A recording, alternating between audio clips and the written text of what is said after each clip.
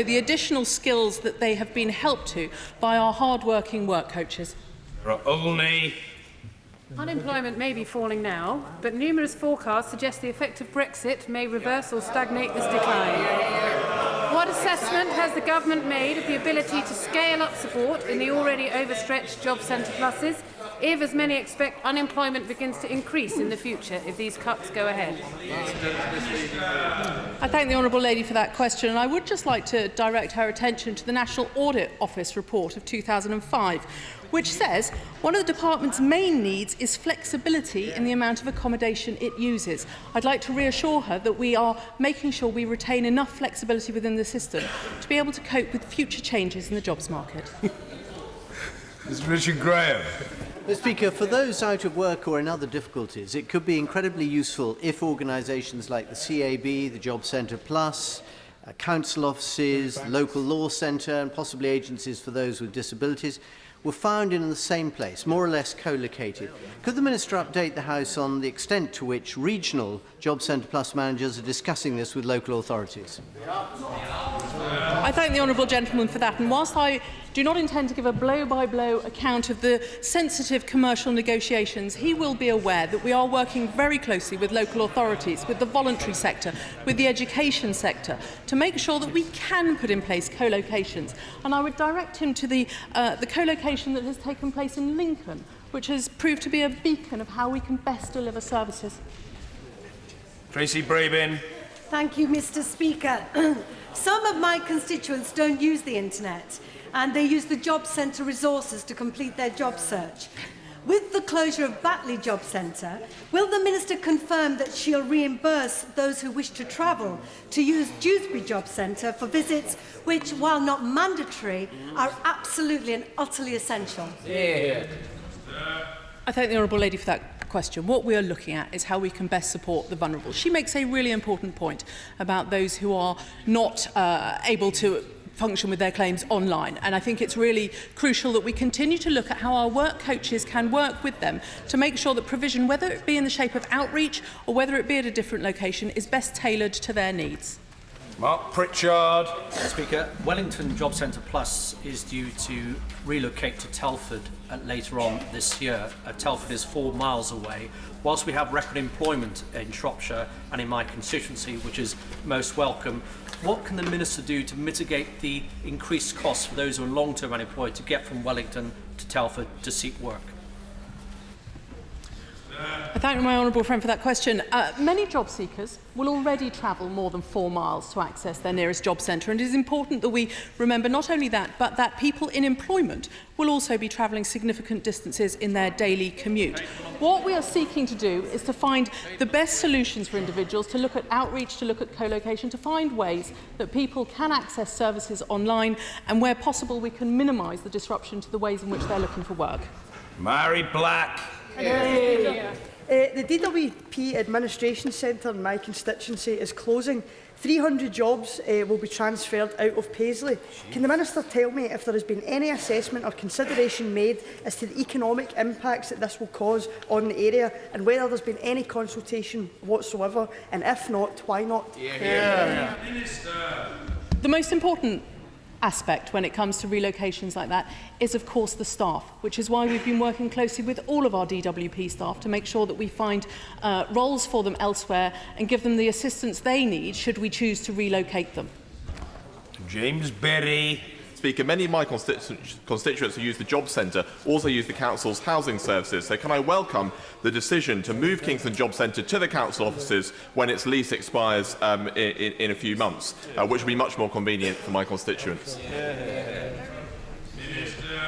Co-location is a really important part of our strategy, and finding ways that our claimants can best access not only DWP services but those of other organisations, such as in this instance the local authority. It is part of the strategy, an important part of the strategy, and one that I'm glad the honourable gentleman welcomes. Jill Murrah. Speaker, the Minister has refused to answer this question, so I'm going to give her another chance. Is she saying that she will reimburse the bus fares of my constituents who will have to travel from the west end of Newcastle into the centre now? Or is she seriously proposing to make the most vulnerable people in Newcastle pay the cost of her failure? And one of my first visits as a DWP Minister was to the Job Centre in Newcastle, and it was a great opportunity to see universal credit full service being delivered at first hand. I think it's really important to reflect on the specific criteria, and I'm very happy to answer the question. Where people have to attend the job centre more than once a fortnight, yes, we will be reimbursing them. Where people are vulnerable and have childcare responsibilities, we are looking at different ways we can deliver the services, including claiming by post. What we are very conscious of is that many people already travel far further than the distance she outlines, either to go to work or to access job centre services. Thank you. Tom Hurstcliffe. Thank you, Mr. Speaker. In Corby and East Northamptonshire, unemployment is also down by over half since 2010. But what assessment has my honourable friend made of the actual outcomes for job seekers where Job Centre Plus facilities are co-located with other services?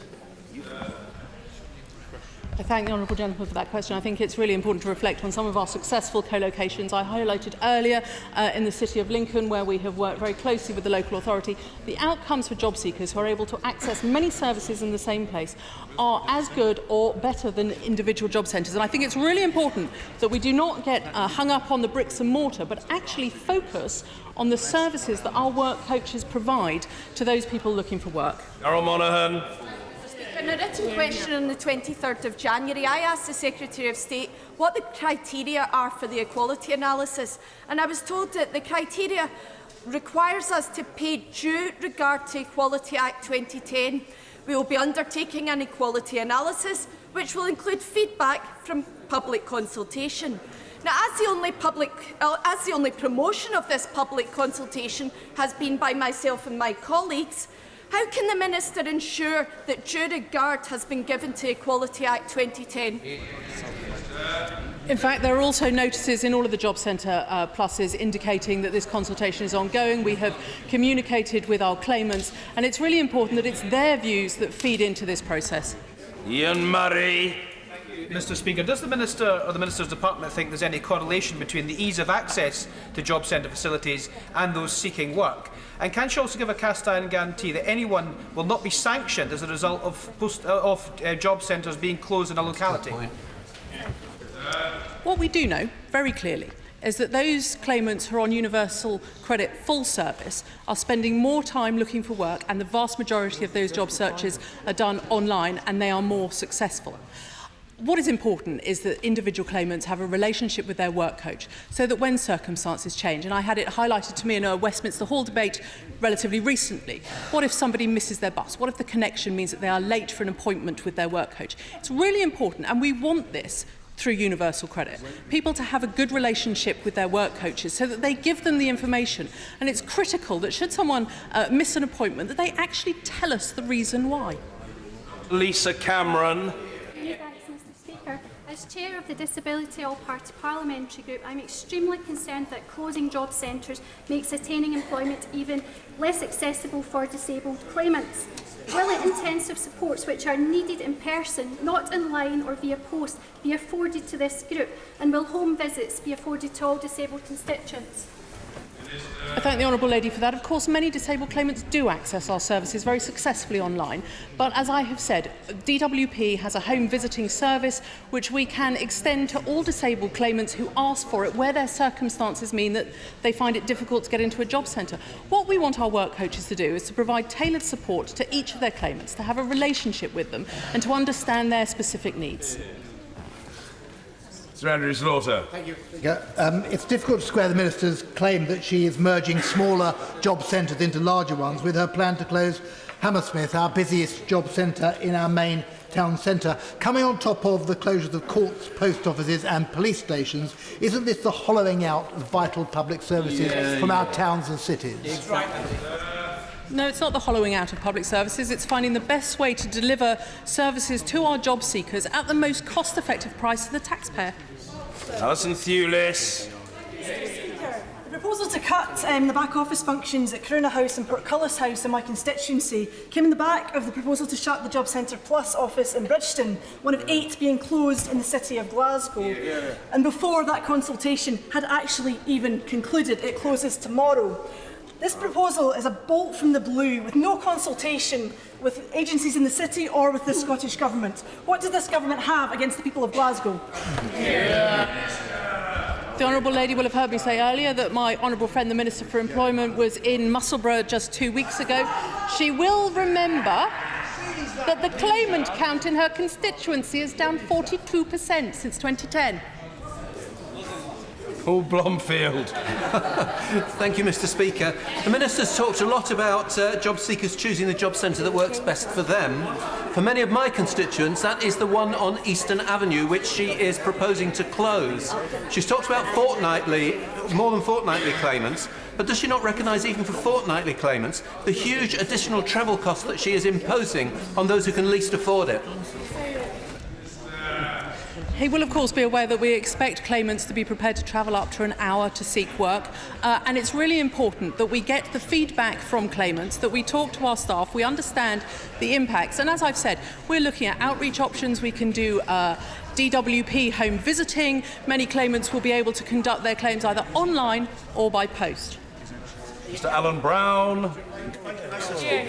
One of the super co-location proposals that we've heard about is happening for Ayr Job Centre, where a medical centre, Russell House, is going to be closed down and relocated to the job centre. Well, the medical centre's got a car park with disabled parking spaces. It's got a bus stop that my constituents can service. It's going to move to a job centre with no parking and half a mile from the nearest bus stop. How does that meet an equality impact assessment? As the honourable gentleman would have heard me say, we're really concerned that disabled claimants make us aware of their circumstances, that they can nominate the job centre which is most convenient for them, that they can benefit from DWP home visiting or conduct their claims online.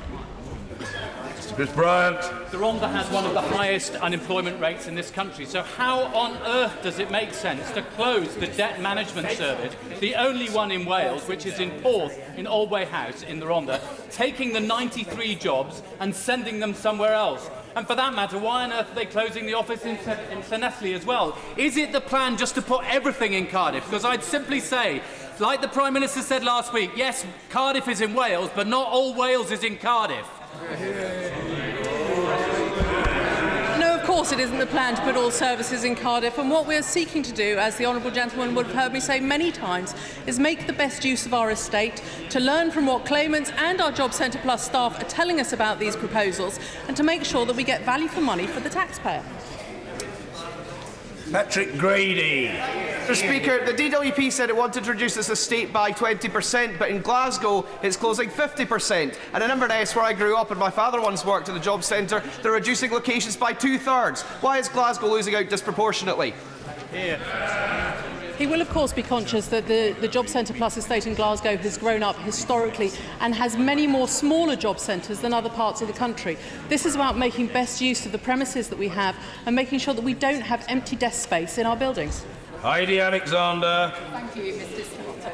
Lewisham has a higher than average unemployment rate, and yet the government is proposing to close the main job centre in Rushy Green. Instead, they want to squash it into an alternative, less accessible premises in Forest Hill.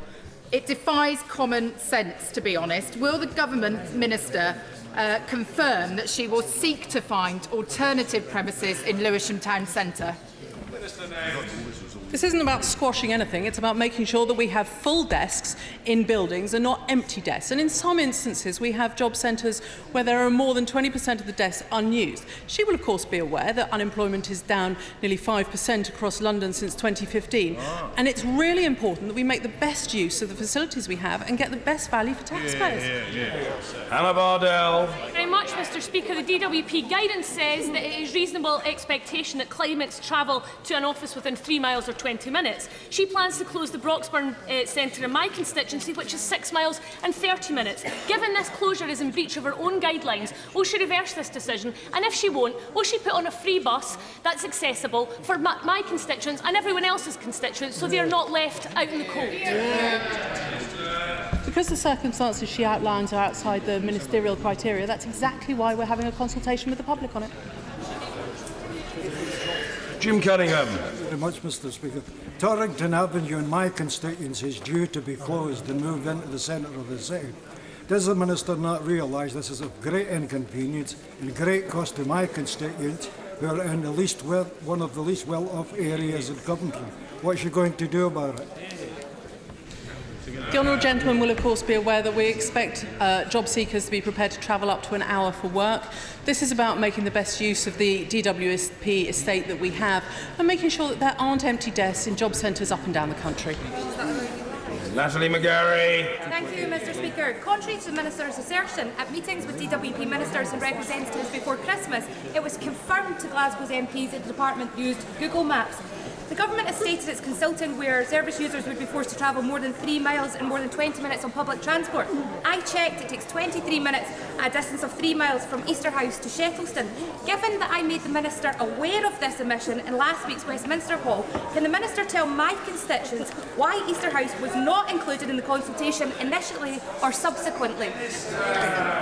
I thank the honourable lady for that question. She will of course be aware, as I have said several times this afternoon, that we expect people who are looking for work to be prepared to travel a great deal longer distances than 23 minutes for work. She makes an important point about the consultation, which I will raise with my honourable friend, the Minister for Employment. John Woodcock. Thank you, Mr. Speaker. The Industrial Injuries team in Bauer has accumulated many years of experience, and that expertise has enabled them to take the claims handling time on one of the nation's most complex benefits down from 175 days to 33 days. And that reduction has meant that some of the most vulnerable people in this country with terminal conditions like asbestosis have been able to receive benefit before they died. Will she listen to their concerns that if their expertise is dissipated and a new team comes in, the waiting times will go back up and many people will die before receiving their benefit? The honourable gentleman makes a really important point, and it's crucial that we do not lose expertise, which is why we'll be listening to all DWP staff to see how we can best use that resource in future. What an unenviable dilemma. Margaret Ferrier. Thank you, Mr. Speaker. I have been out in the streets of my constituency in Halfway and Rutherglen over the past 2 weekends collecting signatures on the petition to keep Cambuslang Job Centre open. It's not been a difficult task. People are outraged with the DWP decision and they want to make their views known. Will the Minister please allow them to do so by doing the right thing and opening up the consultation process to all DWC sites marked for closure? I thank the honourable lady for that question. Of course, I'm sure my honourable friend, the Minister for Employment, will be delighted to receive the petition signatures from her constituency and will reflect upon the views expressed. Hughes. Thank you, Mr. Speaker. For those of us losing local services such as Alexandria Job Centre in my constituency, does the Minister not agree that the Prime Minister's vision of a shared society is nothing other than this government's camouflage of attacking the most vulnerable in our communities and putting them at risk? A shared society where in his constituency unemployment is down 56% since the last since 2010, and it's really important that we make sure that our DWP estate and our work coaches are in the right locations to provide the best service to claimants and value for money to the taxpayer. Order. I'm most grateful to all colleagues, and can I thank the Minister for her splendidly succinct replies. Perhaps she should send a copy of her textbook to all of her ministerial colleagues. Statement, the Secretary of State for Foreign and Commonwealth Affairs, Secretary Boris Johnson. Thank you very much, Mr. Speaker. I should like to make a statement on the implications for this country of the recent changes in US immigration policy. In view of the understandable concern and uncertainty, it may be helpful if I describe for the House the consequences for British citizens and dual nationals of the executive order issued last Friday. Let me begin by saying that this is not a UK policy, and it is not our policy, nor is it a measure that this government would consider. I've already made clear our anxiety about measures that discriminate on grounds of nationality in ways that are divisive and wrong. On the 27th of January, President Trump issued an executive order banning the citizens of 7 countries from entering the US for a period of 90 days. Those countries are Syria, Iraq, Iran, Somalia, Yemen, Libya, and Sudan. The order makes clear that no US visas will be issued to citizens of those states, and anyone who already has a visa will be denied entry. The immigration policy of the United States is, of course, a matter for the government of the United States, but on the face of it, this executive order has consequences for some British citizens. For that reason, I spoke yesterday to the US administration, and my right honourable friend, the Home Secretary, has today spoken to General Kelly, the Secretary of Homeland Security. I'm able to provide the following clarification. The general principle is that all British passport holders remain welcome to travel to the US. We have received assurances from the US Embassy that this executive order will make no difference to any British passport holder, irrespective of their country of birth or whether they hold another passport. In any case, the executive order is a temporary measure intended to last for 90 days until the US system has added new security precautions.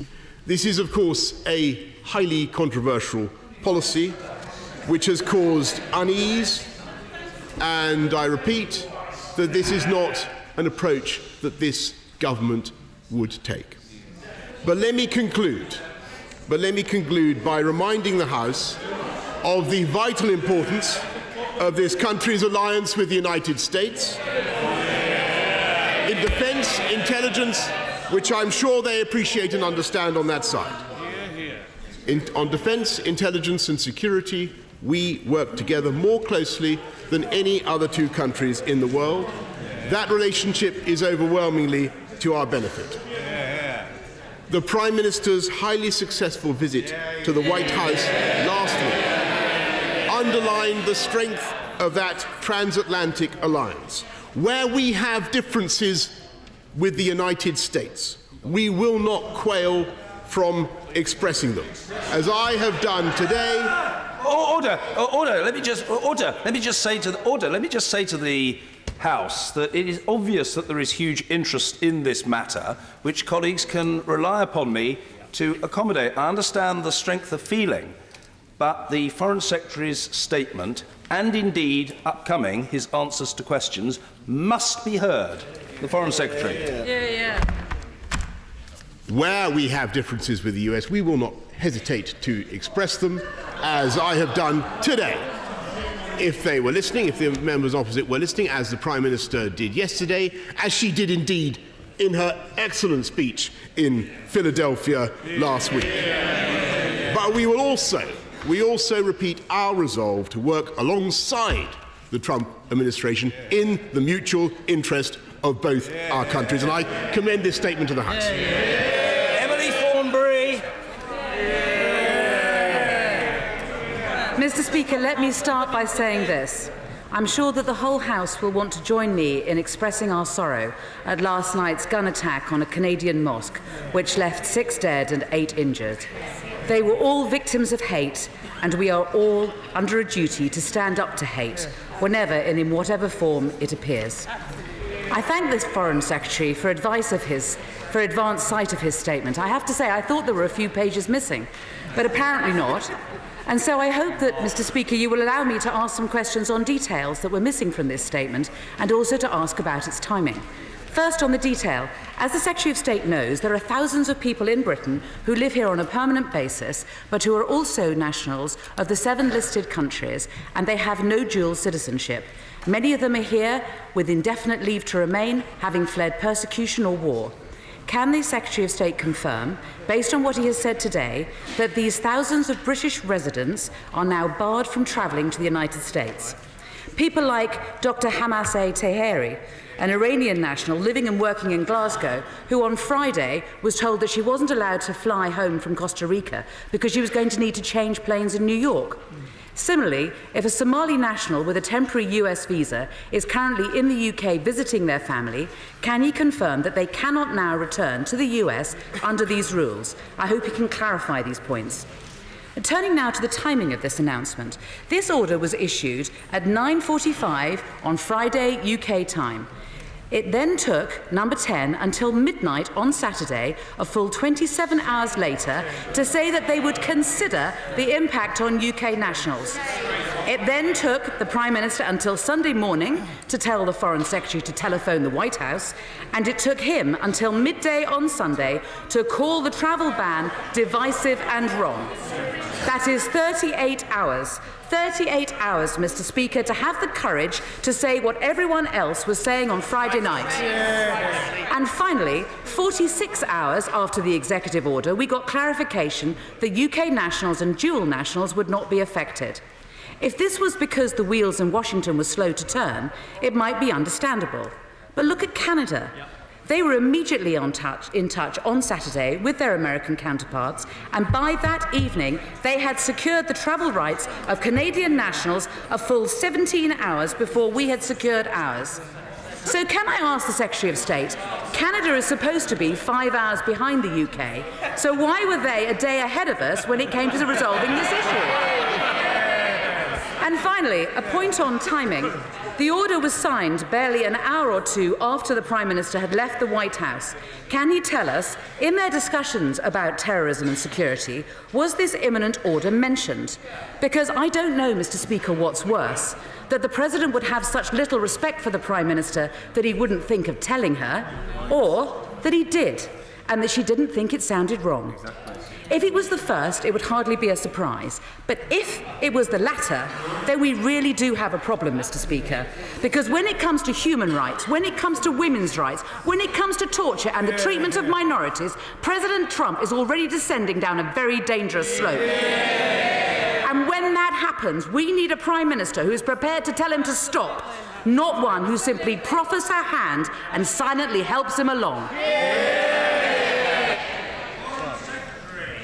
Well, Mr. Speaker, I listened very carefully to I think the most substantial point the Right Honourable Lady had to make was about a particular case of a Glaswegian doctor, and I appreciate that there will be all sorts of cases, particularly difficult cases, heartbreaking cases, people who experience a lot of frustration as a result of this measure, which I repeat because I perhaps members didn't follow it first time. This is not the policy of Her Majesty's government. This is a policy that is being promoted elsewhere. What we will do is make sure that we, all our consular network, all our diplomatic network, is put at the service of people who are finding difficulties as a result of these measures. But as I say, because of the energetic action of this government, we now have, by the Prime Minister, by my right honourable friend, the Home Secretary, we have an exemption for UK passport holders, whether dual nationals or otherwise. And I think most fair-minded people would say that that actually showed the advantages of working closely with the Trump administration, the advantages of having a relationship that enables us to get our point across, and to get the vital protections for UK passport holders that they need. And I may say that the approach taken by the party opposite, pointlessly to demonise the Trump administration, would have achieved the very opposite. Mr. Crispin Blunt. Mr. Speaker, does the Foreign Secretary welcome the joint statement by Senators John McCain and Lindsey Graham, expressing their fear that this executive order will be a self-inflicted wound in the fight against terrorism? I'm grateful to my right honourable friend. I think possibly what the interventions of Senator McCain and Senator Graham show is that this is a subject for lively debate on Capitol Hill, as it is here in this House. And I repeat that this is something that we do not support. It's not a policy that we agree with, and it's clear from what my right honourable friend says that there are others in the US who don't agree either. Tasmina Ahmed Sheikh. Thank you very much, Mr. Speaker, and I thank the Foreign Secretary for advance sight of his statement. Without a thought to the context, on Holocaust Memorial Day, President Trump issued an executive order to ban those born in 7 predominantly Muslim countries from entering the USA, including, and I quote, those bad dudes who are actually the real victims of violence who are fleeing the conflict in Syria. This action is inhumane, it's racist and it's immoral. And I welcome the fact, Mr. Speaker, that this House is now treating the threat posed by President Trump with the seriousness that it deserves. We also on these benches would like to pay tribute and support the strong statements that have been made on this issue by Scotland's First Minister Nicola Sturgeon and welcome the work that's already been done by so many.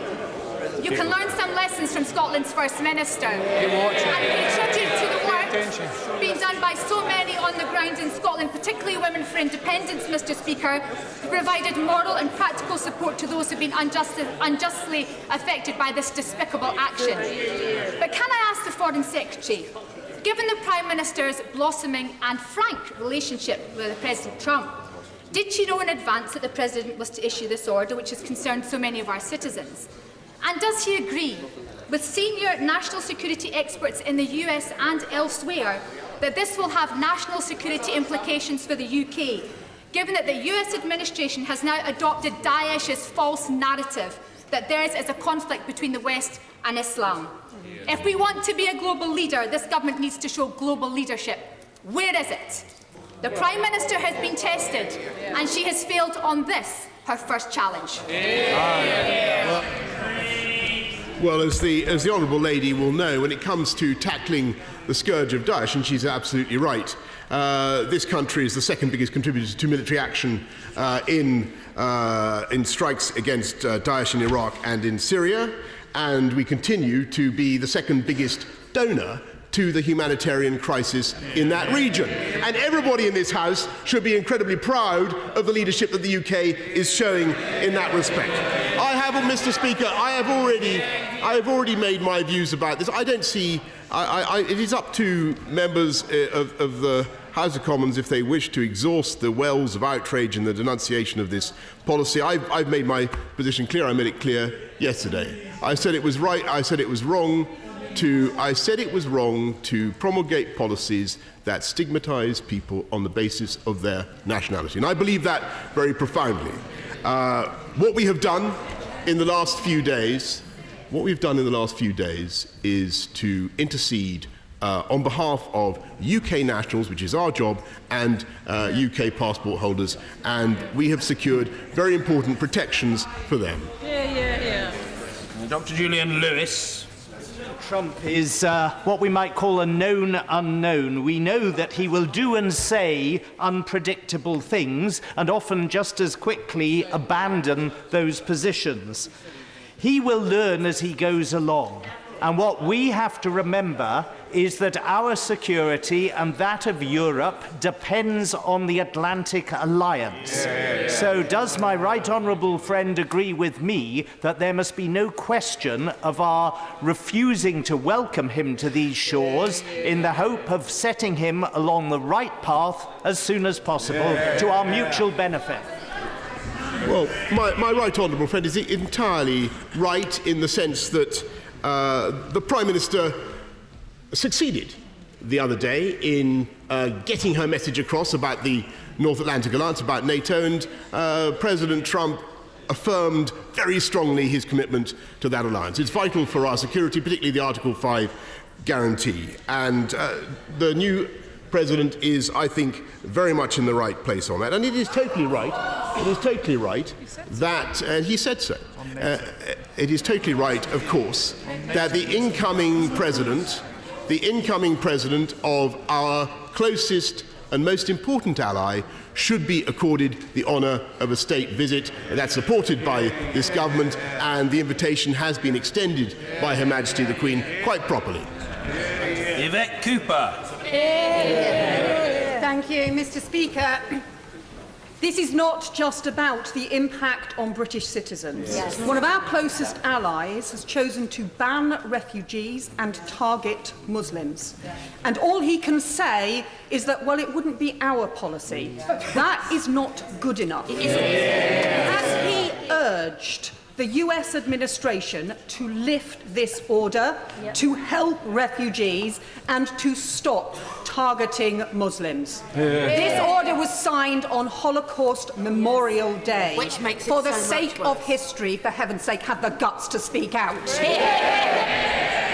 As I say, it is open to MPs opposite on all sides of the House to come forward with yet fresh expressions of outrage about the presidential executive order. I have made my views, and they're entitled to it. I have made my, and I share the widespread disquiet, and I have made my views absolutely clear. I've said that it's divisive, I've said that it's wrong, and I've said that it stigmatizes people on grounds of their nationality.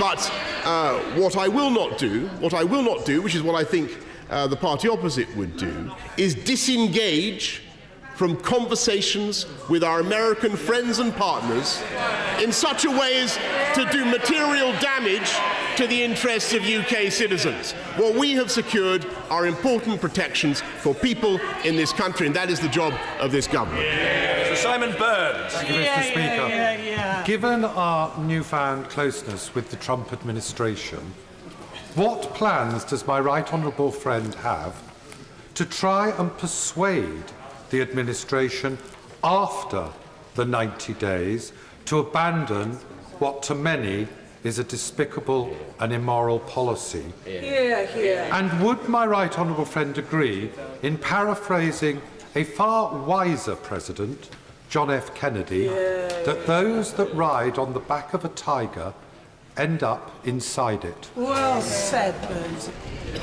And I'm sure that the words of the right honourable gentleman will be heard in Washington. But all I can say is that we will continue, Mr. Speaker, to engage with the administration to make our points about the interests of UK nationals, and of course, wait for it, and of course, to convey our feelings about the global consternation that this measure has caused. Mr. Hilary Benn. Mr. Speaker, could the Foreign Secretary clarify what would be the position for an Iraqi national resident in the United Kingdom whose child is working in the United States and is a dual British and Iraqi citizen in the event that that child died? Would her mother be able to travel from London to the United States to bury her daughter under the current US arrangements? And if not, would he agree with me that that would be quite simply inhuman and outrageous? Yes, of course it is possible to create all sorts of hypothetical situations which are yet more outrageous. But the answer, as far as I understand the matter, and you will appreciate that it is up for the US to explain this aspect of their policy. The answer is that such a case would be treated very expeditiously, and particular arrangements would be put in place to ensure that that person was able to travel to the US. Order, I will do my best to accommodate the extensive interest in this subject, but can I gently and perhaps tactfully point out that members who toddled into the chamber after the Foreign Secretary's statement had begun should not be standing. It is in defiance of the conventions of the place, and I'm sure they wouldn't be so unreasonable as to think that they would have a right to be called, because that would be perverse, and they wouldn't behave in a perverse way, I feel sure. Sir William Cash. Thank you, Mr. Speaker. Given that the United States Congress and the courts, as well as the President and diplomacy, will play a part in arriving at a solution over this question, does my right honourable accept there is a universal threat from jihadists, and that Europol itself, as an example, have estimated there are up to 5,000 jihadists who've come over from several of these countries, and that furthermore we should also remember the victims of 9/11 in New York, 7/7 in London, Paris, Brussels and Berlin, not to mention Lee Rigby. Of course, Mr. Speaker, we understand the threat from jihadists both at home and abroad, and that's why it's ever more vital that we work with our American friends to combat that threat. Mr. Dennis Skinner. Will the Foreign Secretary, just for a moment, try to recall, along with me, as I hid underneath the stairs when two fascist dictators, Mussolini and Hitler, were raining bombs on towns and cities in Britain.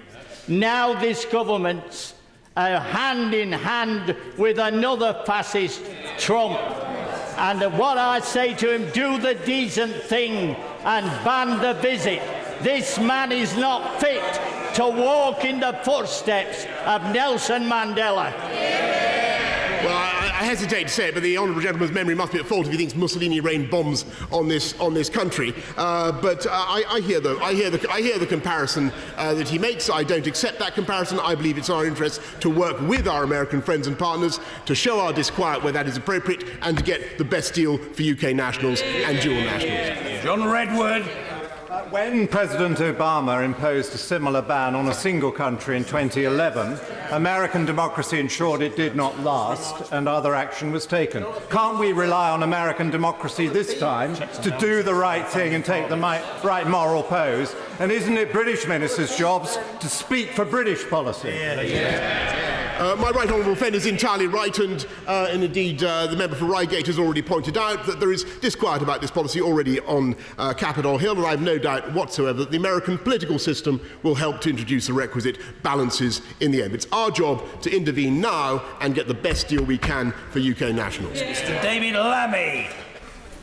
In November 1938, a then Conservative government prepared a bill that led to the Kindertransport that transported Jewish refugee children to this country.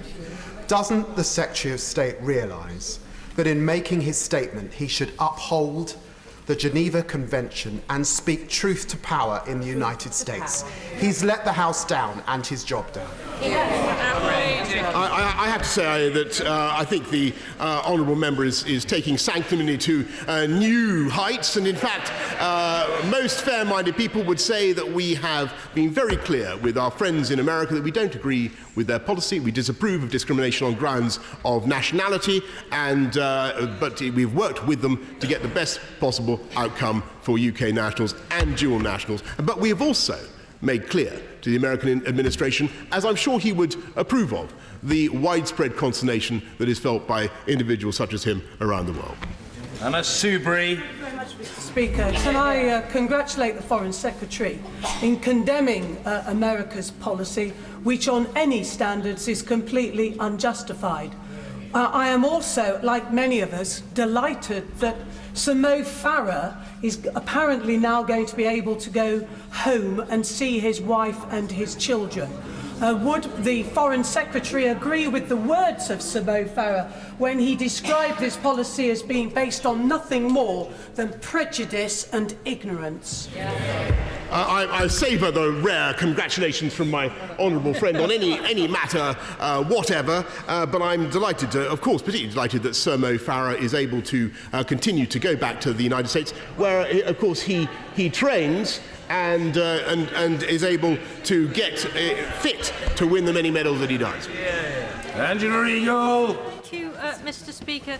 The Foreign Secretary knows that this policy is counterproductive, immoral and wrong.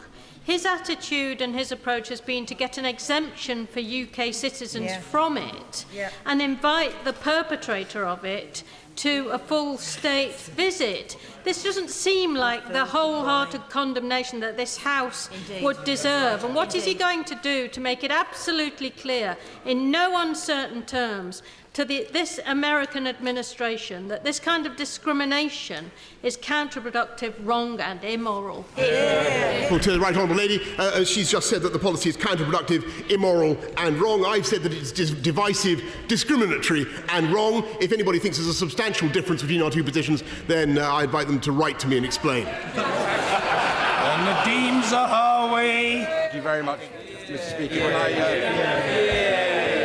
I commend the Foreign Secretary on the work he did through Sunday into the night to ensure that Britons have safe travel to the United States of America. Can I further ask him whether he's had clarification from the administration that they have now updated the advice to their embassies, because there's some confusion that some embassies are still turning dual nationals away and not allowing them to enter the United States of America. I'm thrilled that neither my honourable friend, with whom I've travelled many times, nor Sir Mo Farah will be affected by this presidential executive order, and I can confirm I can confirm that the embassy advice has been updated, Mr. Speaker, as we've been speaking. Hal Williams. Speaker, most of us condemn xenophobia without hesitation, and we reject racism almost by instinct. Which of the Prime Minister's great British values informed the first initial response to Mr Trump's order? The Prime Minister's primary duty, as the honourable gentleman will know, is to the safety and security of everybody in this country, to protect their rights and freedoms. And that is what has been achieved by the agreement that we have struck. And he will also know that she was first out of the box, very early out of the box, in saying that she disagreed with this policy. Jacob Rees-Mogg. Thank you, Mr. Speaker. May I congratulate my right honourable friend of making those words in our passport allowing Her Majesty's subjects to travel without let and hindrance a reality, and also on being the first minister to come to the dispatch box to defend domestic policy in the United States since Lord North. And can I encourage him to defend our interests as he is doing, and not seek to tell America how to run itself? I'm grateful to my honourable friend. I'm not seeking to defend or indeed to explicate or to rationalise in any way the policy of the presidential executive order. I merely seek to explain how it may affect UK nationals, duals, and what we have done to mitigate the effects of that executive order. Luciana Berger. Thank you, Mr. Speaker. On Friday, it was Holocaust Memorial Day, and the Prime Minister told us that our commitment to remembering the Holocaust is, and I quote, about more than words. She said that it is about standing up to prejudice wherever it is found today. Why then on Saturday was the Prime Minister unable to adhere to her own call to action? The Prime Minister made it very clear that she did not agree with the policy. She did, and I have made it absolutely clear, and I've made it abundantly clear several times now in the course of these proceedings, that I think that the policy is entirely a matter of the United States, but it's my view that it is divisive, discriminatory and wrong. Bob Neill. The Foreign Secretary is to be congratulated upon working to protect the rights of British nationals. But will he also consider that he's not telling an ally how to run their own country, to remind them in very calm and very firm terms that our shared relationship is based upon a mutual respect for the rule of law, both national and international, and that persisting in this policy does America no good in that regard at all? I completely agree with my right honourable friend, and I would just point out that we are more likely as a nation to get a hearing in respect of these vital issues if we treat our partners, our friends and partners, our long-standing friends and partners, with the respect that they deserve. Caroline Lucas. Thank you, Mr. Speaker. It seems that fake news has come to the House of Commons with a vengeance, because the Foreign Secretary has just stood up to say that our Prime Minister was one of the first out of the blocks to condemn the words from President Trump. She certainly was not. We've heard it was 38 hours. And her failure was something that shamed this whole country. I'm proud that more people in my constituency of Brighton Pavilion have signed that petition to stop this state visit than any other, because they recognise that our Prime Minister has been involved not in diplomacy but in complicit with tyranny. What does he say? Well, I say to the right honourable lady that her constituents are, of course, perfectly at liberty to sign the petition. They're perfectly at liberty to express their views. I've expressed my views about this measure, but I also think it'd be a good thing if the visit went ahead, because the relationship between the United Kingdom and the United States is the single most important geopolitical fact of the last 100 years, and we're going to keep that relationship going. Sir Nicholas Soame. Thank you, Mr. Speaker. May I strongly agree with the Foreign Secretary of the vital importance of this country's alliance with the United States. But would he agree with me that whatever others may do, refugees arriving in this country will be dealt with patience, courtesy and respect? Secretary. I'm very grateful to my right honourable friend for his point, and I'm glad also to see that the bust of his grandfather has been rightfully restored to its place in the Oval Office. And of course I would remind him that it was Winston Churchill who took a very strong view that a country should be able to control its own borders and its own immigration policies. Mr. David Winnick. I don't think the Foreign Secretary understands, Mr. Speaker, how so many people in this country feel such contempt for what Trump has done. But can I clarify what he said earlier? If indeed this visit of this wretched man, bigoted man, is going to take place, can we be reassured that under no circumstances will he address Parliament in Westminster Hall? That in itself would be a disgrace. I'm sure that the mood of the Chamber of the House of Commons will be reflected in all discussions about how the visit is to go ahead, but I think we should bear in mind that he is the elected head of state of our closest and most important ally, and there is absolutely no reason why he should not be accorded a state visit, and every reason why he should. Sir Edward Lee. Well, certainly if we got the Queen to have tea with the President of China, I don't see why she shouldn't have tea with the President of America. Has not our security for 70 years depended on this special relationship? And in those terms, and in terms of our prosperity with a future trade deal, was not the visit of the Prime Minister an absolute triumph? And we're all thoroughly proud of her. And isn't the first fruit of this special relationship the Foreign Secretary has ensured the rights of British citizens?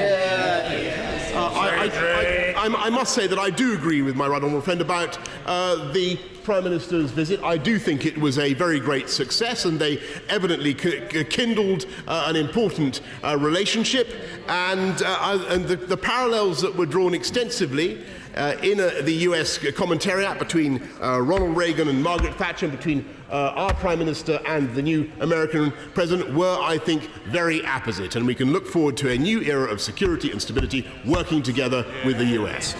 Mike Gapes. Mr. Speaker, the British Embassy in the United States has a very important page on a website where it shows the lists of presidential visits to the United Kingdom.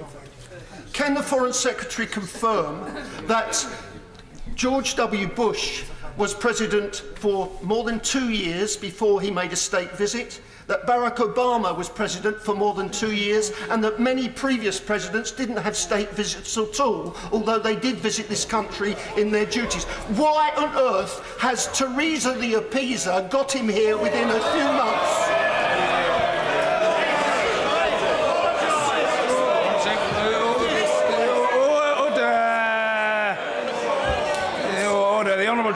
The Honourable Gentleman will have heard the response to what he said, but my immediate reaction is that the matter, I didn't require any assistance, the matter is one of taste rather than of order. And I certainly don't need any help from the Honourable Gentleman, who wouldn't have the foggiest idea where to start. The Foreign Secretary.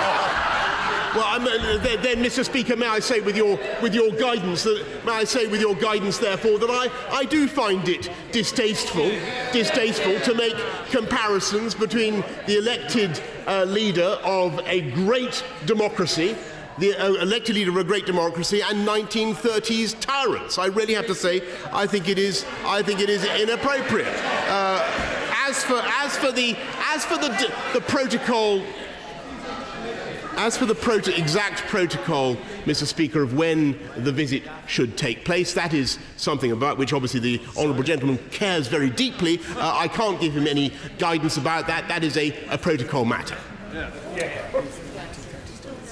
It's Keith Simpson. Can I offer the Foreign Secretary my commiserations at being sent out to bat on a very sticky wicket? Would he perhaps tell the House that when he intervened in Washington, was it through the State Department or the President's son-in-law? Foreign Secretary. I'm grateful to my honourable for that ingenious question, but I'm sure that the House will appreciate that we have very good relations at all levels now with the US government. My right honourable friend, the Home Secretary herself, has had an excellent conversation today with General Kelly of the Homeland Security Department, confirming the very important exemptions that we've achieved for UK nationals and for dual nationals. Tom Brake. Mr. Speaker, the Foreign Secretary doesn't like outrage, so does he understand the dismay felt by millions of Britons at the Prime Minister's failure to condemn immediately and unequivocally Trump's Muslim ban? And does he acknowledge that this ban may have increased the risk to British citizens in the 7 countries affected by the ban? Mr. Speaker, I think I'm simply going to have to repeat what I've already said about 15 times this afternoon about my own views on this policy, which I think are exactly the same as the Right Honourable Lady for Wallasey, I think. I think it's divisive, I think it's discriminatory, I think it's wrong. That's our position. He can find all sorts of other adjectives if he chooses. Let him reach into his thesaurus. Exhaust the wells of outrage by all means. We've made our position clear. We've also secured an important exemption for UK nationals. Sir Gerald Howard.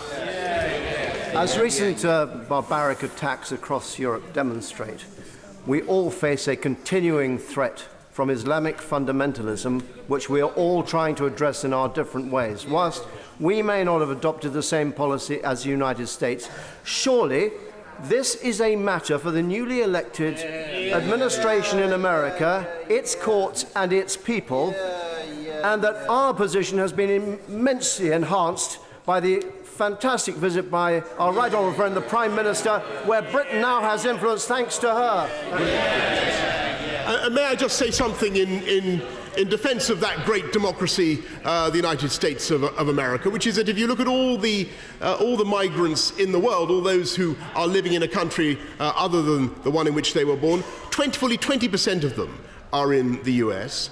45 million people in the US were not born in that country, and I do not think that you could credibly say that that country is hostile to those from overseas. And of course it's vital that we work with the United States in combating terror and that we deepen our relationship as we are.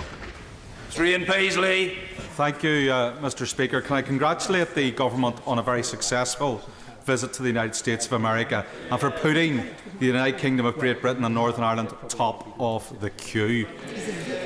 Does the Secretary of State recognise a touch of the double standard when people from Ulster have been told for decades they must talk to the most objectionable people, work with the most objectionable of people, be in government with them, and yet then by the same people are then told that you must not have the President of the most democratic country of the world brought to this country? Can I encourage him to ensure that the state visit proceeds? And can he also give some advice to Northern Ireland citizens who currently hold Irish passports but are entitled to full British passports? Should they be applying for British passports for ease of travel to the United States? I completely agree with the point that the honourable gentleman rightly makes, and President Trump and his administration have not, to the best of my knowledge, been engaged in terrorist offences on mainland Britain, unlike those, of course, with whom he and his party were asked to negotiate. Sir Desmond Swayne. Given the reservations that he has expressed and the mitigation that he has secured, what further opportunities will there be in order to maximise our influence? And can I suggest that the return visit by the President is a rather obvious one? Foreign Secretary. Well, I'm grateful to my right honourable friend for that very good thought. The presidential visit will, of course, be an occasion for deepening that relationship, for having further such conversations. I'll be meeting my US counterparts, I think, at the Munich Security Conference in just a few days' time. Karen Buck. Mr. Speaker, in addition to the general dismay, does the Foreign Secretary realise that those of us with constituencies with large Muslim populations, and in my case the largest Arabic origin population in the country, are feeling deep concern and anxiety? Many of them travel regularly to America for work and family reasons and are looking for the strongest possible reassurance from the government. But can you help me on one specific point? A school party, a very diverse school party, will be leaving in a few days for America. A couple of the students have already been refused visa waivers? Will he do what he can to ensure smooth passage for those students who are going to America to study the great tradition of American democracy? Secretary. We will, of course, do everything we can to help the party of schoolchildren she refers to and to make sure that they have a great trip to the US. And we'll, if there are any difficulties with their visas, we'll achieve it. As for the Muslim minority, the Arab Muslim minority in her own constituency, of course we must speak up for them and defend their interests and rights. And that is why we've made the points that we have about the needs of duals and the needs of UK passport holders. Ben Howlett. Thank you, Mr. Speaker. I also commend my honourable friend for his statement of condemnation. The Foreign Secretary aware of the speech in 1940 by Winston Churchill, where he said, "Each one hopes that if he feeds the crocodile enough, the crocodile will eat him last," in reference to those countries that remain neutral in the war. This dangerous trend towards nationalism, which we've not seen since the 1930s, inflicting itself upon the Western world, has wrongly been defined as populism. And it's clear that this executive order needs to be condemned. Does my honourable friend agree with me that this House must make its stand here and now, for the weight of history stands on our shoulders? Foreign Secretary. I completely agree that we must stand up against bigotry and nationalism, but I must say that I do draw the line at the comparison that has been made relentlessly this afternoon between the elected government of our closest, most important ally, a great democracy, and the tyrannies, the anti-democratic, cruel and barbaric tyrannies of the 1930s. And I think continuing to use the language of appeasement demeans the horror of the 1930s and trivialises our conversation. Pat McFadden. The reason that people feel strongly about this is because of the great love held for the United States in this country and in this chamber. The Foreign Secretary is right to say that our deep friendship brings the ability to be candid, but strength also brings the ability to be candid. And isn't the lesson from the weak response to these announcements is that desperation leads to the opposite of candour? I think that the important point I would stress again for the House is that this government has earned the right to speak frankly to our friends in the US, and we've made our views about this measure, which, as the House will have heard already today, my views are ad idem with the views of the Honourable Lady, the member for Wallasey, and other members here today. The Prime Minister does not approve of this measure, but the important thing to do is to talk to our friends and partners in the US, to reflect and relay some of that global consternation that we detect, but to get a positive outcome for UK nationals. Henry Smith. Thank you, Mr. Speaker. I congratulate my right honourable friend, the Foreign Secretary, for securing those rights of dual British nationals. But will he undertake to look into the case where some Middle Eastern and other Asian countries refuse the dual nationals from this country from entering those countries? Speaking to other foreign ministers as well about these matters. I'm aware. I thank my honour. I'm aware that there are other countries in the world, particularly in the Middle East, that do themselves ban the citizens of at least one country from entering their own. Yes. Chris Leslie. Why does the Foreign Secretary make no reference at all in his original statement to the American suspension of their refugee programme? And shouldn't our Prime Minister have echoed the words of the Canadian Prime Minister by saying that we welcome those fleeing persecution, terror and war, regardless of faith? Absolutely. Secretary. Our policy on receiving refugees has not changed. We have a good record in this country. The United States, best of my knowledge, has taken about 12,000 Syrian refugees alone. And as I said earlier on, I don't think anybody could reasonably fault the United States of America as a great recipient of migrants from around the world. If you look at the numbers, 45 million people in the US, not born in that country, it is a very distinguished record. Andrew Bridgen. Does my right honourable friend share my disappointment that so many members of this House have got so used to us not having control of our own immigration policy that they appear to resent another sovereign country having control of theirs?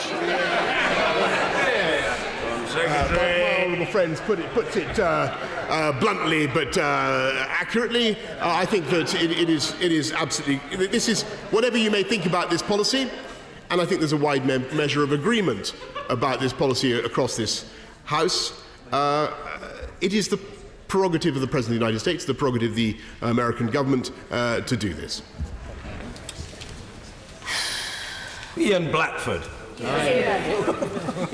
The world is in an increasingly dangerous place, and if the special relationship is to mean anything, surely as friends of America, we should be deploring in the strongest possible terms and saying to President Trump that he must desist. It's not about the anxiety that we read about in the Foreign Secretary's statement, it's about the leadership that we must show in order to deliver peace and security in the world. Secretary. I think with great respect to the honourable member, must have failed to pay attention during the previous 15 answers I've given on exactly that point. We don't agree with the policy, but we engage with the United States to improve it.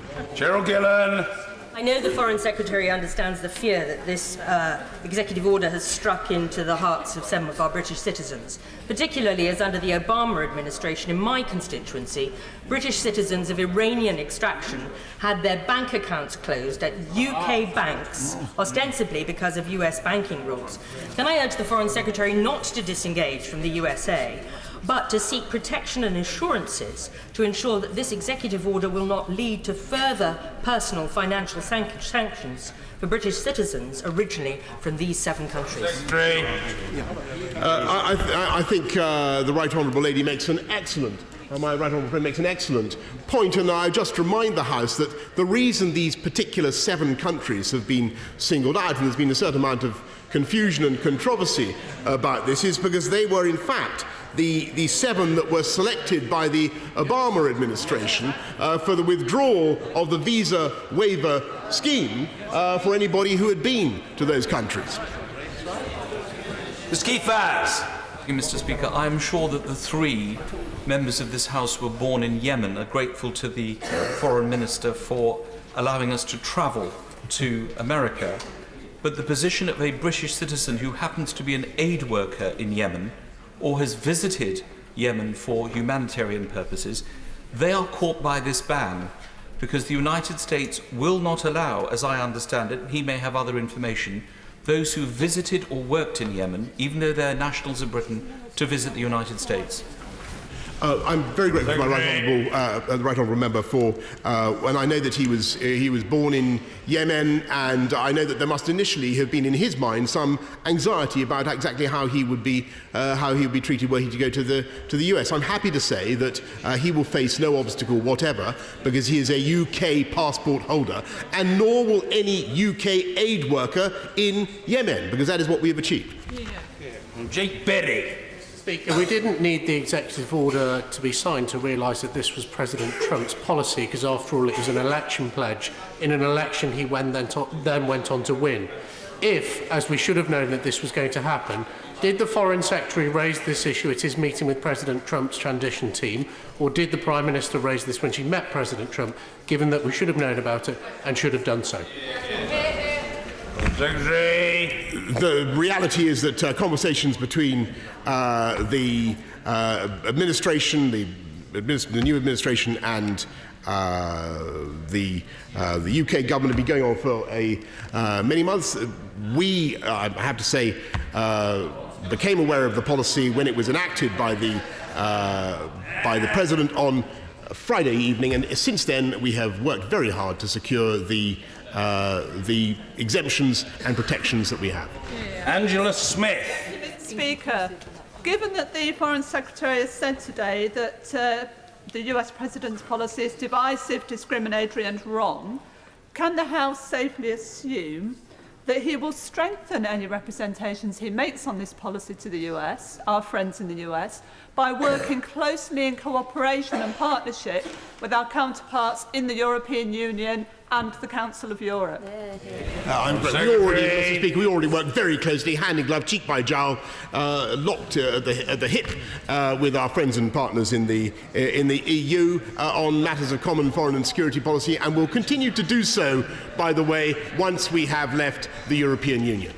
Nigel Adams. Thank you, Mr. Speaker. I'm very grateful to the Foreign Secretary for his statement, and many thousands of people will be comforted that all British passport holders will be able to travel into the US, and those that have the legal right to be here will be able to apply for a visa. Now, there are 7 countries on President Trump's list banning their citizens from entering the US for a period of 90 days. Every one of these countries bans Israeli passport holders from entering their country. Has the Foreign Secretary had any representations from dual British-Israeli citizens regarding this immigration policy, which is similarly divisive, discriminatory and wrong? Well, I think I'm very glad that my honourable friend pointed that out. I had alluded to it already in an elliptical way, but I think it's right that the House should be aware of that discrimination, that ban that already exists. And by the way, the House should also reflect on the fact that all immigration policies, all visa policies, are by their very nature discriminatory as between individuals and indeed as between nations. Alison McGovern. Thank you, Mr. Speaker. The Foreign Secretary is right about one thing. We've got lots of friends in America, and I stand with our friends there today who are standing up against this ban that affects Muslims and others from these countries. But can I turn the Foreign Secretary's attention back to the humanitarian cause in the Middle East? Many of those affected will be people who've been striving to save lives in Syria, Iraq and elsewhere. So what contact has he had with humanitarian leaders to make sure that they can travel to the States if they need to? It's very important. The conversations that we've had, what I can say about the conversations we've had so far is that where there are people who, for particular diplomatic or political reasons, or indeed because they're aid workers, have reason to travel, then there should be expeditious systems for ensuring that they get through fast. And that implies also to some of the people who are resident in this country but do not have either dual or UK nationality. Bill Quince. Mr. Speaker, the Foreign Secretary has already touched on this point, but 16 countries currently forbid admission to Israeli passport holders. What the US is doing is without question misguided and wrong. But does my right honourable friend agree with me that we should be consistent in our condemnation? Secretary. I'm very grateful to my honourable friend for raising a point about which I think many members of this House will actually have been ignorant until this afternoon. So well, there you go. They knew it. They knew it. In that case, why did they keep silent? Carol Monaghan. Many in our academic community, of course, are not British passport holders. And at the weekend, my constituent, Hamasa Tahari, a specialist vet at Glasgow University, was prevented from boarding a flight because the flight involved a transfer at New York. The Holocaust didn't start with the gas chambers, and only days after Holocaust Memorial Day, the parallels are clear.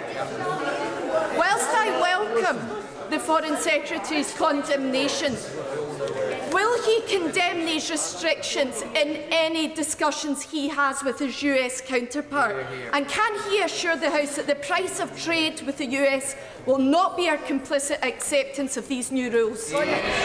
Secretary. Very briefly, I've said already in my answer to the right honourable lady who speaks from the front bench on this matter that insofar as the Glaswegian vet is concerned, we are aware of the particular problem there, and we will do everything we have within our consular power to help her out. As for her repetition of comparisons that have been made all afternoon between these events and the Second World War and the Holocaust, I have to say it trivialises the Holocaust. Dr. Tania Mathias. Thank you, Mr. Speaker. Can I thank the Foreign Secretary for his statement? Can I also ask him to make it clear that while America pursues this terrible and divisive policy, which I utterly condemn, that the United Kingdom will always be a place where refugees are welcome, will always be a place where refugees are made to feel welcome, and in that spirit, will he join me in praising and thanking voluntary groups like Refugees Welcome in Richmond that do great work in this field? Absolutely. I can assure my honourable friend that we will continue to be a great open society here in the UK. I was very proud when I used to be Mayor of London that 40% of Londoners were born abroad, including myself, I may say. And yes, she's repeated condemnation of the executive order this afternoon, which has been heard across the House. It is not my place, as I say, to defend or to explicate that policy, but it is there for 90 days and 90 days only, and it will be subject to the full scrutiny, of debate on Capitol Hill, and we've already heard that there is doubt there too. Roshanara Ali. Thank you, Mr. Speaker. President Trump's decision to issue this executive order is deeply divisive and dangerous. It's sent shockwaves around the Muslim world and Muslim communities across Europe, including here in this country. Mr. Speaker, as a Muslim, I find it deeply worrying and disturbing, and I find it deeply fearful for us to live in this country in the midst of reprisals already in countries like Canada. And when political leaders amplify tensions, when they fail to show courage and leadership and stand up in the face of division and hatred, then we send the wrong message. Can I appeal to the Foreign Secretary and the Prime Minister to show courage and leadership, and also take steps to provide protection for those communities who are feeling very, very worried about their safety across Europe after this executive order? Thank you, Mr. Speaker. Of course she is. I agree very much with a lot of what she had to say, and that's why both the Prime Minister and I have taken the line that we have about this measure. And secondly, she speaks of hate crime, and she's absolutely right to do so. And I don't want to see anything that stigmatises or entrenches divisions or causes communities to feel unwelcome, whether it's in this country or elsewhere. I think that is absolutely wrong, absolutely wrong.